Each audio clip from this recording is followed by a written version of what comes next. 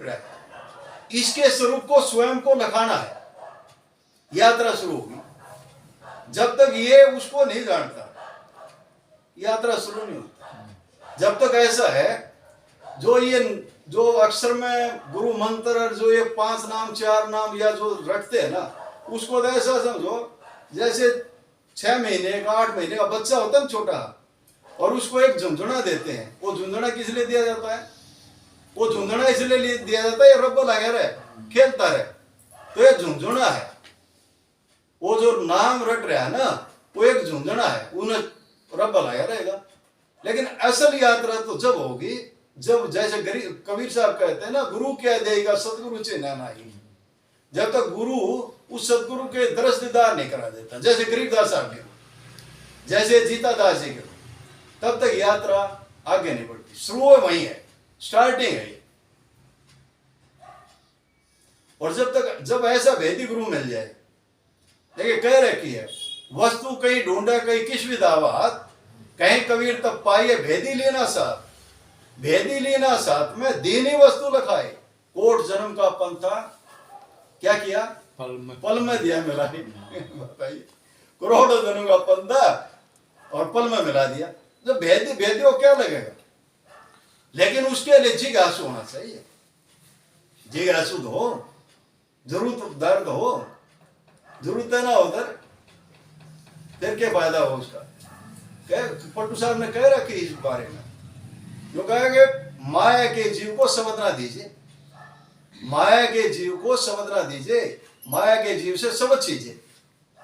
जहां को आया तहां को जाएगा, प्रीत की इतनी करें, परख लीजिए। बोला भाई शब्द देने से पहले ना परख ले, अगर ये अधिकारी भी है, इसको जरूरत भी है कि ना है, वैसे शब्द नहीं दे रखना। साहब भी कहते धर्मदास तो लाख दवाई, शब्द भेदे कई बार ना जाए। कहते वो ऐसे जाने का नहीं है, ऐसे देने का नहीं भाई, पहले परख ले अच्छे से। और आपने देखा होगा नानक साहब के पास 2 लड़के, क्या नानक साहब पार तार पाए?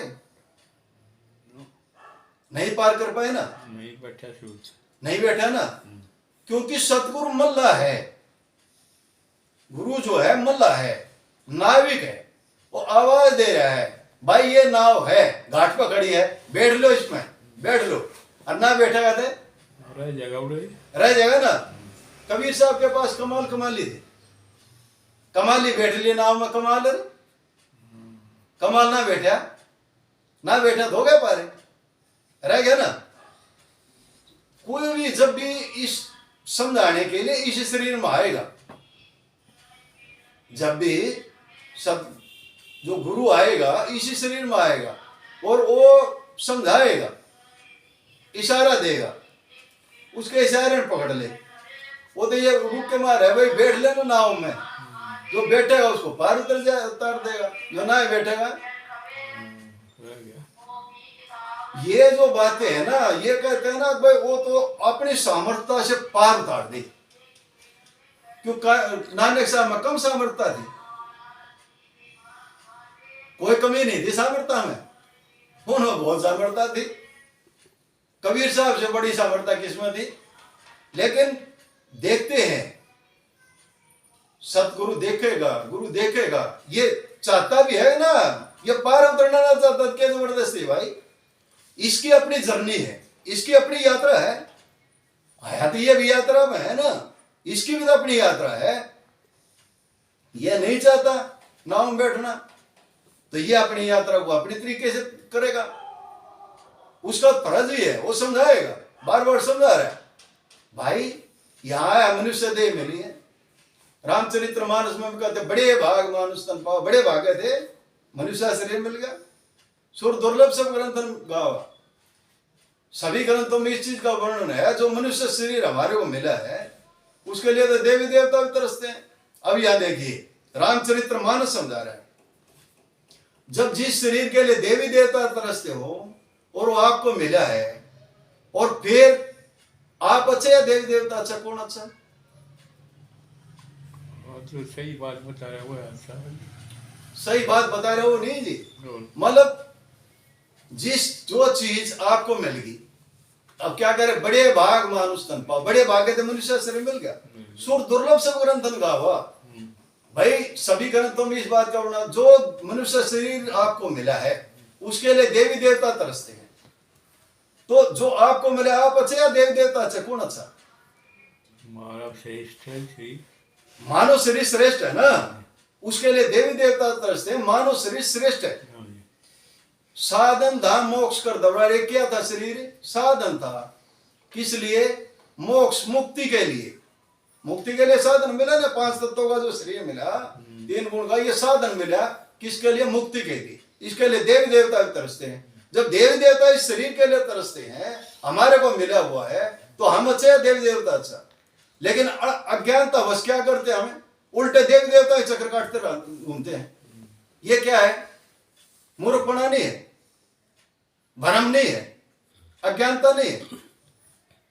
अज्ञानता बस तो काट रहे ना, फिर उनका चक्कर हम उनको फिर भी श्रेष्ठ मान रहे हैं, जबकि वो तड़पते हैं। वो कहते हैं हमारे को शरीर मिले, मानव शरीर मिले, तब हमारा कल्याण हो, और उल्टे हम उनके पीछे चक्कर काट रहे हैं। क्या मिला? तो साधन धा मोक्ष कर दवारा, जिन पाए ने तिन परलोक सवारा। जिन्होंने भी इस मनुष्य शरीर को पा करके सदुपयोग कर लिया। सदुपयोग से क्या हुआ? वर्तमान सुधर गया, वर्तमान के साथ भविष्य जुड़ा हुआ, उनका भविष्य भी सुधर गया। तो ये तो रामचरित्र मानस कह रही है। गीता में भी कहीं भी कृष्ण भगवान ने ये नहीं कहा है अगर आप किसी भी तस्वीर की पूजा करो, कहीं नहीं कहा।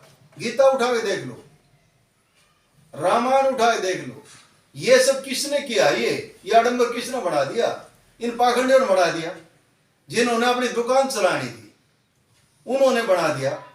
अब जैसे शरीर पूरा हो गया, यात्रा उसकी समाप्त हुई, जैसे आज ही फूल ठाक गए गंगा जी, अरे भाई जाने वाला जा लिया, उसमें कुछ रहा नहीं, उनको चाहे वहीं छोड़ दे, चाहे गंगा जी को क्या फर्क पड़ना है। उसके कर्म संस्कार उसके साथ गए हैं, वो उसके कर्म संस्कार काम करेंगे। भगवान बुद्ध ने इसके ऊपर बहुत सुंदर समझाया, बहुत सुंदर तरीके से समझाया। एक राजा गया उसके पास, राजा कहता है भगवान आप सब कुछ जानते हैं और मैं बहुत परेशान हूं, मेरे स्वप्न में मेरे पिताजी दिखाई देते हैं और वो मेरे पिताजी तड़प रहे हैं, वो परेशान है। ये कोई पिताजी दिखाई देता? ये उसके मन की कल्पना है, उसका मन ही कर रहा है ये सारे काम। वो मन नहीं दिखा रहा है, वो सपने सारे जितने दिखा रहा है मन ही दिखा रहा है। पिताजी जालिए, कोई पिताजी दिखाई देता, लेकिन उसका बन रही हो बात। भगवान बुद्ध के पास जाता है, भगवान बुद्ध से अपनी प्रार्थना करता, कहता है साहब मेरे पिताजी परेशान हैं, तड़प रहे हैं, वो नरक में पड़े हैं, वो स्वर्ग में कैसे आए, कैसे वहां से निकले। अब भगवान बुद्ध ने सोचा ये भोड़ा आदमी है, समझेगा नहीं भाई, अगर इसको सीधा रास्ता बताएंगे तो ये इनके समझ में नहीं आएगी।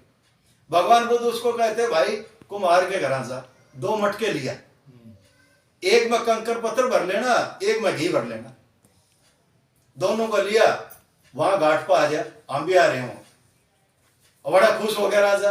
राजा सोची भाई भगवान बुद्ध तो बड़ा कुछ करेगा, आज ऐसी जुक्ति युक्ति लड़ाएगा, अब मेरे पिताजी नरक से निकल कर स्वर्ग में चले जाएंगे।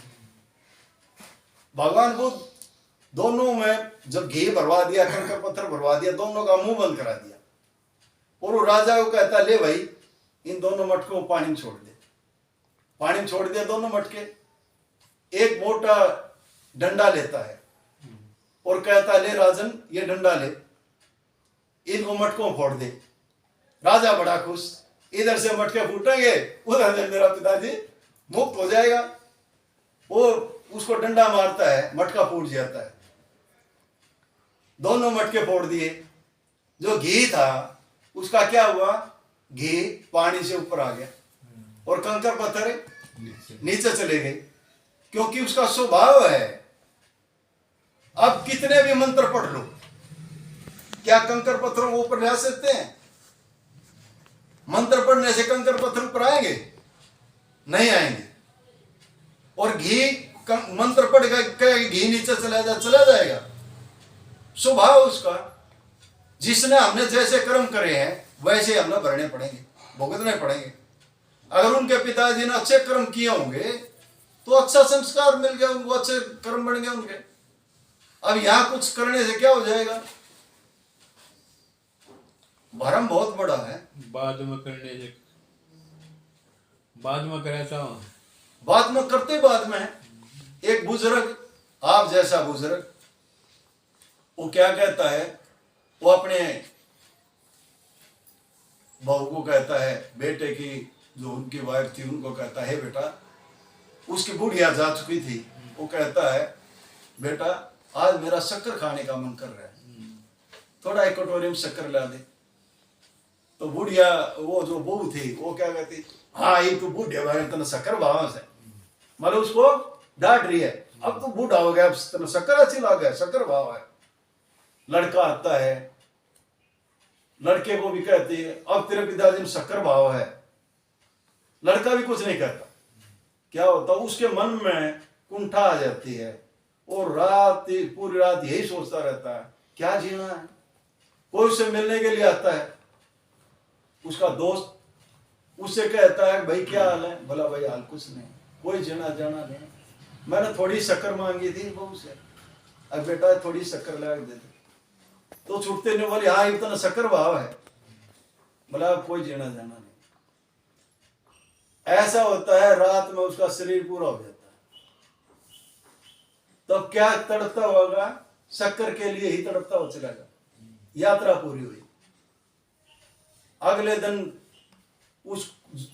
उसको जो मिलने के लिए आया था, उसका दोस्त था, वो लड़का उसको बुलाता है, दाग देने के बाद में उसको बुलाता आगे की तैयारी के लिए, 13वीं के लिए, 17वीं के लिए। उसे पूछता है, अच्छा अच्छा पिताजी की 17वीं करनी है, 2 बोरी चीनी के लगाना चाहते हैं, आपकी क्या सलाह है? बोले मेरी सलाह पूछेगा, अरे तेरा बाप थोड़ी ही शक्कर के लिए तड़पता हुआ चलेगा, ये तो 2 बोरी चीनी लगा होगा है? तो ऐसा मूर्खता। ये बैठी है, ये मूर्ति, इनकी सेवा करनी चाहिए, ये फर्ज है हमारा। बुजुर्गों की सेवा करें, अपने से बड़े की सेवा करें। परमात्मा का स्वरूप बैठा है, सब घट मेरे साई है, कौन सा घट खाली है? सब में 2 मालिक है, उनकी सेवा करनी चाहिए। बड़ी भ्रांति है, घूमेंगे हम तो काशी जाए, हम तो हरिद्वार जाए, क्या करेगा भाई? हरिद्वार की बात है, राजस्थान में, हरिद्वार में रहता था कबीर धाम में, वहां राजस्थान से बहुत सारी माई नहाने के लिए आ गई, गंगा जी नहाने। हम वहां बैठे थे, तो माई क्या करी, वही बाड़ी इतनी हुई, वो फलाने का न्यू हो गया, उसकी छोरी बच गई, उसका मतलब यही बात संसार की। मैंने उनको बुलाया सबको, माँ माता जी थोड़ी देर यहाँ बैठ जाओ, बैठ गई। माँ आप राजस्थान से यहाँ तक आए? बोले हाँ जी। मैं किराया भी लगा होगा? बोले हाँ जी किराया भी लगाया, गाड़ी करके जाएगा। आपका समय भी बर्बाद होया होगा? बोले हाँ जी समय भी बर्बाद। आप वहां खेत में भी कुछ बाड़ी बूढ़ी चुग लेते और कुछ काम कर लेते, वो भी आपका समय बर्बाद हुआ? बोला हाँ जी वो भी बर्बाद हुआ। बोला हम गंगा जी नहाने आते, मैं नहा लिया गंगा, यहाँ डुबकी मान ला रे, किसी चोरी बच गई, किसी की बड़ी कम होगी, किसी की न्यू चोरी होगी, किसी यह डुबके ला ला इधर। अरे गंगा जी नहाने का तुम्हारा, जब तुम्हारे को मानते हम गंगा जी नहा गए, कोई हमारे अंदर अवगुण है, एक डुबकी लगाई, आज के बाद इस अवगुण को नहीं करेंगे, छोड़ दिया, बहा दिया गंगा के साथ में, तो हमारा सार्थक हुआ गंगा जी नहाना। कोई ऐब है, कोई शराब भी शराब पीता है, संकल्प ले, गोता लगाया, संकल्प लेता हूं आज के बाद शराब नहीं पीऊंगा, सार्थक होगा गंगा जी नहाना। कोई बीड़ी सिगरेट पीता है, गोता लगा, बीड़ी सिगरेट छोड़ दी, सार्थक हो गए। और खाली वहां जा करके इधर उधर की बातों में लगा करके समय का बर्बादी और कर ली, होगा गंगा नहाना। संतों का मार्ग, संतों ने इसको सबको भरम पाखंड कहा, इसीलिए तो पाखंड कहा है।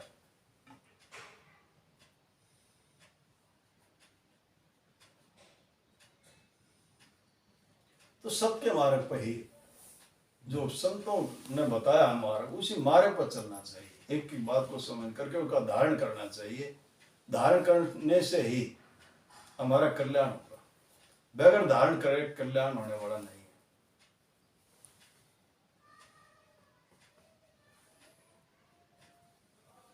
अब ये बच्चे पढ़ते हैं, आप तो ग्रंथ साहब के जानकार हैं, पढ़ते हैं, पाठ करते हैं, हमारे जैसों को समझाते हैं, एक एक बात को समझाते हैं। हाँ जी। अब ये बच्चे बैठे हैं, आज इनकी नीड क्या है? ये बच्चे पढ़ने वाले हैं, इनकी नीड क्या है? इनकी नीड ये है, इनका चित्त शांत रहे, इनका मन शांत रहे। अगर इनका मन शांत रहेगा, चित्त शांत रहेगा, पढ़ाई हाँ, ठीक हो जाएगी, अच्छी हो जाएगी। और ये जब आप ही कह रहे हैं, जो भौतिक, जो आध्यात्म के मार्ग में चलता है, उसके तीनों ताप खत्म होते हैं, दैहिक, दैविक और भौतिक। ये जो भौतिकवाद की बात है, अगर ये उस काम को करें तो इनका मन शांत होगा, चित्त शांत होगा, भौतिकवाद में सफलता मिल गई। भौतिकवाद में सफलता मिल गई तो आध्यात्म में भी सफलता मिल जाएगी। अब ये परेशान इसी बात से रहे, रोटी रोजी के लिए परेशान रहे, तो कैसे ये आध्यात्म के मार्ग में आगे बढ़ेंगे? इनकी परेशानी जैसे भौतिकवाद में इन वहां भी सफलता मिलेगी, उधर भी सफलता मिलेगी, दोनों तीनों तापों की कहते हैं, तीनों ताप खत्म होने की बात कर रहे हैं। महापुरुषों ने तीनों तापों खत्म होने की बात करी। वही युक्ति इन बच्चों को सिखा दी जाए तो इनका कल्याण हुआ ना, बिल्कुल कल्याण हुआ। उस काम को करें, लेकिन सीखने से भी क्या होगा? करेंगे जब ना, करेंगे तो कल्याण होगा।